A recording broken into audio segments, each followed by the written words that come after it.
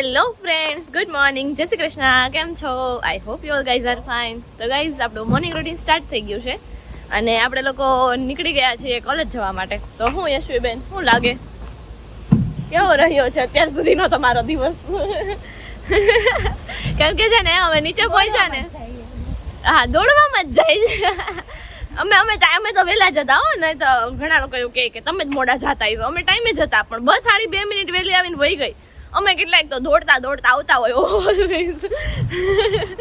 અને બસ વહી ગઈ. તો અમે શું કરીએ હવે એમાં? તો હવે હોય ને 49 ઉપાડી લે. એ જ ને, 51 ની હતી 49 ઉપાડી લીધી. તો હવે બસ જો અમે બીજું સ્ટેશન છે ને થોડુંક અહીંથી 10 મિનિટ હાલીને જવાનું હોય, તો એ વાળું સ્ટેશન પકડીને જઈએ છીએ. લેટ્સ સી, ઓલી ટ્રેન લેટ પડશે ને તો મેળ આવી જશે. બાકી તો ઠીક, હમણાં કંઈક ટ્રેનની સ્ટ્રાઇક હાલે છે ને. હા, એટલે એ ટ્રેન તો હાલતા હમણાં લેટ પડે છે, કંઈક સ્ટ્રાઇક હાલે છે, કોને ખબર. એટલા થોડાક દિવસ જઈને હવે થોડુંક ઠંડુ વાતાવરણ થયું છે એટલે આમ થોડુંક ગમે એવું છે, બીજું કંઈ નહીં. તો હાલ્યા જઈ ધીમે ધીમે એમ. બીજું તો શું હવે, બીજું બધું તો ચાલ્યા કરે. સમજા હું લેટ પડી? લેન્ડલોર્ડ કહે છે રેન્ટ મોકલો. હા, લેન્ડલોર્ડ ને ભાડાની પડી જાય. કમાવા દે ભાઈ એને કે પેલા, પછી ભાડું મોકલાય એને કે તું પેલા પંખો દે એને મેલ કે એને કે પંખો દે. તો અમારે એક પંખો છે ને, અમારે ઘડીક હોલમાં ઘડીક રૂમમાં ઘડીક કિચનમાં ફર કરાવવું પડે છે યાર. ભાડું કરે છે. ભાડું કેટલું ભરી છે? અમારે કમેન્ટરી બધા એમ કહે છે કે તમે એટલું બધું ભાડું ભરો છો એમ. એવું નથી, અહીંયા અમારા એરિયામાં જ ભાડું હાલે છે. અમારા સિટીમાં 300 350 હોય છે, પણ અમે 390 વાળામાં રહી છીએ. બીજું મળતું નહોતું એટલા માટે કહીશ. તો આવું છે.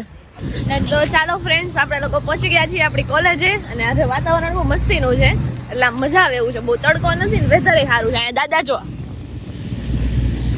અહીંયા અમારે લેક છે સુંદર મજાનો, સાફ સફાઈનું કામ ચાલી રહ્યું છે.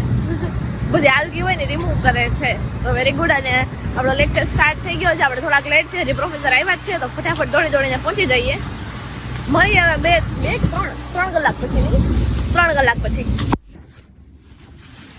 It's type of lipid. Yeah, it's type of Lipid. liquid. Yeah. Lipid source. Liquid. Oh, yes. Yes. But why are you doing this?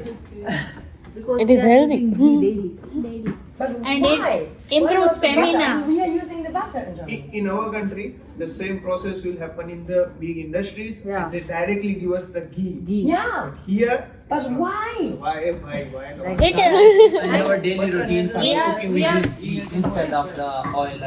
I understand. But we are preparing the butter. For- Are we just lazy? We can't taste? That's my question. we use it for it's in Indian tradition that it gives a high energy. That's why we eat ghee. It's more healthy. And also Butter. Yeah. It's like clarified butter. it have a Lifespan.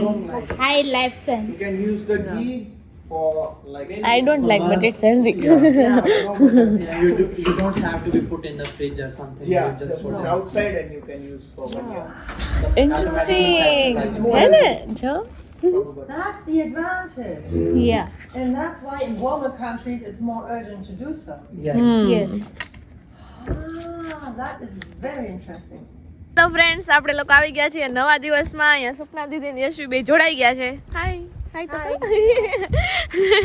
તો તમે છે ને જોયું ને, એવી રીતે અમારા જે મેમ હતા ને એને બહુ મજા આવી ઇન્ડિયન સ્નેક્સમાં. નહીં મજા આવી, પણ એને ભાખરવડી ખબર નહીં, એને તીખી લાગી નહોતી તો એને હા સ્પાઈસી લાગી ને એને પાણી એટલું પીધું.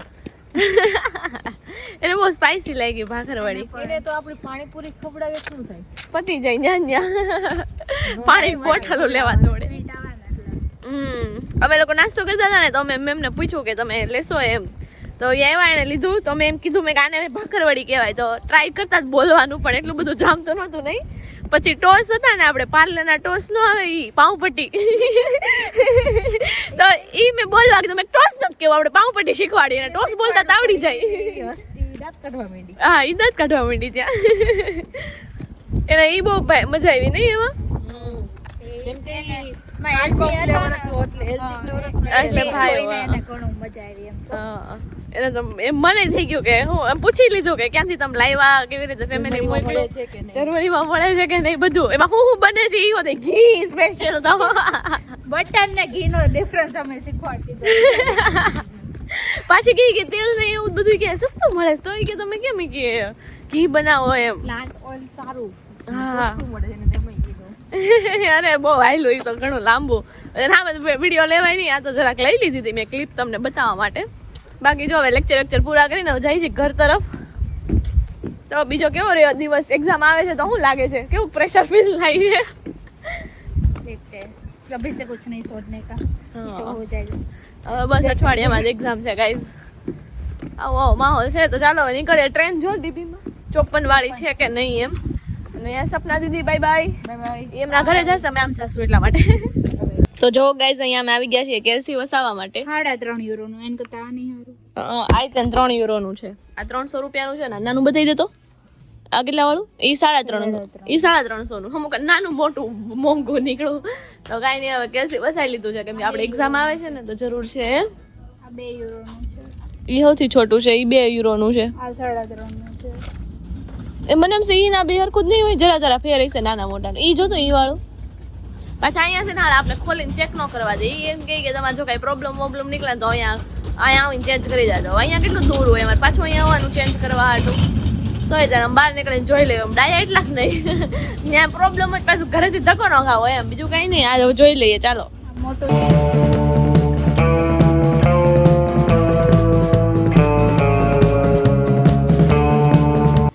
તો જો ફ્રેન્ડ્સ આ છે ટેડી મને આવડું આ ગમી ગયું છે તો હું ઉતારું છું. છે ને મારા સાઈઝનું ફેસ ક્યાં ગયું? અહીંયા જો છે ને મસ્તીનું. ભાવ જોઈ લેવી આપણે પહેલા. અને ઘરે લઈ જવામાં મુશ્કેલી થાય એવું છે. इसमें भाव भी नहीं लिखा है. બીજું લેવલ દેખાઈશ કે ભાવ નથી દેખાય? દેખાતું નથી. દેખાણો इसके पूछ के पास है. 45 યુરોનું છે. Only 4500 guys. કોઈને લેવું હોય તો કમેન્ટ કરી દેજો ફટાફટથી. અત્યારે હું મૂકી બતાવું છું, મારે જ લેવું. જો ગાઈઝ અહીંયા અલગ અલગ બધા વેરાયટીના પાણી છે. વિરાટ કોહલી પીવે એ પાણી હોતે એ છે નહીં અહીંયા તો. આ બધા પાણી કોઈને વળે મોડું પાણી લાગતું હોય, ન ભાવતું હોય તો 100 રૂપિયામાં 70 રૂપિયામાં બોટલ મળે છે, લઈ જાવું. અહીંયા વળી કલરવાળું પાણી, એવું શરબત એ છે આઈ થિંક. આ શરબત લાગે છે. આખી આ સેક્શન જ પાણીનો. આ બાજુ સોડાનો છે, આ બાજુ પાણીનો છે. તો જો ગાઈઝ અહીંયા હું આવી ગઈ છું લીંબુ ઉપર, અને લીંબુની સાઈઝ જુઓ. હા. તો જો ગાઈઝ આપણે આવી ગયા છીએ રસ્તા ઉપર. અત્યારે લિટરલી એવું થાય છે કે ઇન્ડિયામાં કેવું સારું કે આમ બહાર ક્યાંક નીકળ્યા. અમે સવારના ભૂખ્યા છીએ, થોડો ઘણો નાસ્તો કરવાની કર્યો. બાકી અત્યારે વાગ્યા છે કેટલા? 4 વાગી ગયા છે, ઓલમોસ્ટ 4 વાગી ગયા છે. સવાર 6 વાગ્યાના નીકળ્યા છીએ. આજે બીજો દિવસ થઈ ગયો છે ભાઈ. તો કાલે તો છે ને બહેનું નહોતું બહુ વ્લોગ લેવાનું. 7 મિનિટની વાર છે. હા, તો એવું થયું તો માહોલમાં. અને છે ને તો સવારના અમે નીકળ્યા છીએ તો સવારે ત્યારે અમારે બસ ભાગતી હતી ને તો અમારે થોડુંક મોડું થઈ ગયું હતું. અમે નાસ્તો વાસ્તો કંઈ કર્યો નહીં, ચાદું પી લીધું ખાલી થોડુંક એવું, અને નીકળી ગયા નાસ્તાનો ડબ્બો ભરીને. તો બસ હવે અત્યારે એમ થાય છે કે ઇન્ડિયામાં કેવું સારું, આપણે પાસે કેટલા ઓપ્શન હોય કે આ બહાર નીકળી તો પેકેટ હોય, વડાપાવ, દાબેલી, પાણીપુરી જેવા સ્ટ્રીટ ફૂડ હોય, રેસ્ટોરન્ટ એટલા હોય, મજા જ એવા રાખે એમ. અહીંયા તો અમારી પાસે કઈ ઓપ્શનમાં જ નથી રહેતો ખાવાનું. બધીને પેલું ફલાફલ આવે છે, એ હમણાં જોબે જવાનું થશે એટલે એ પછી અપખે થવા મળે. કેટલું એકનું એક ભાવે એવું થાય છે. ઠીક, હવે ફટાફટ ઘરે જઈને ખાઈ પી લઈ, ધરાઈને થોડુંક, પછી હુઈ લેવીને પછી વાંચવા બેસી જાવી નહીં. इधर देखो थक गए पूरे मात्रा में. જય શ્રી કૃષ્ણ, ગુડ મોર્નિંગ. આજના નવા સુવિચારની સાથે આજના નવા દિવસની શરૂઆત. એ વ્યક્તિ ક્યારેય હારતા નથી જેની પાસે શક્તિ ને સહન શક્તિ બે હોય. એટલે એવા લોકો આમ મજબૂત એટલા હોય કે સમય પ્રમાણે સહન કરી લે અને જરૂર પ્રમાણે શક્તિ પણ વાપરી લઈએ. અને બસ વરસાદી માહોલ છે અને હવે આપણે મોનસૂનના વાતાવરણનો એન્જોય કરશું અને આગળ નવું અપડેટ આપશું.